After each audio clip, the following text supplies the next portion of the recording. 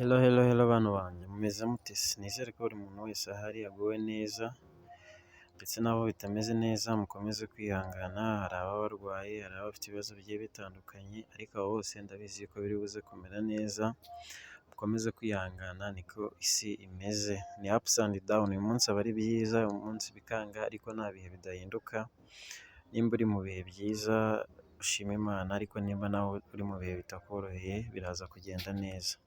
Twagarutse uyu munsi tugiye kureba ese ni iyihe kode umuntu ashobora kuba yakoresha akaba yabasha gutuma abantu bamushakaga kuri telefone batamubona ariko we uwo yashaka akamuhamagara. Muri make ni kode ushobora gukoresha uhamagara abo ushaka ariko bo ntibakubone.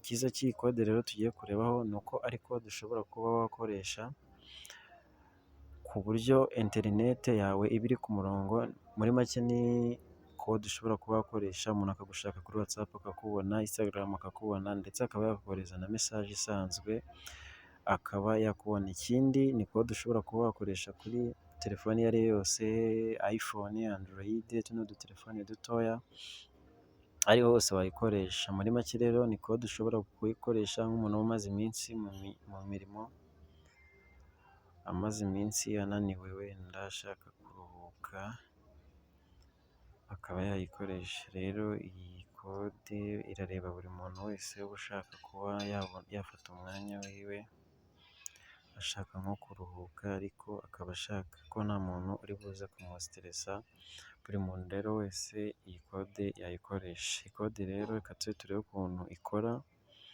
Ikindi cyo kuri ino kode ni kode iyo umuntu yakubuze ariko akakohereza SMS ikugeraho ndetse na message zo kuri WhatsApp zimugera ariko we iyo aguhamagaye bamubwira ko nimero itari ku murongo. Rero iyi kode ni nziza cyane, buri muntu wese yayikoresha bitewe na telefone afite, bitewe n'ikiruhuko ashaka kwifatira kandi akaguma ku murongo ku buryo ageze umuntu umushaka online nko kuri WhatsApp, Instagram ndetse n'ahandi hantu hose yamubona. Iyi kode rero tugiye kureba uburyo ikoramo.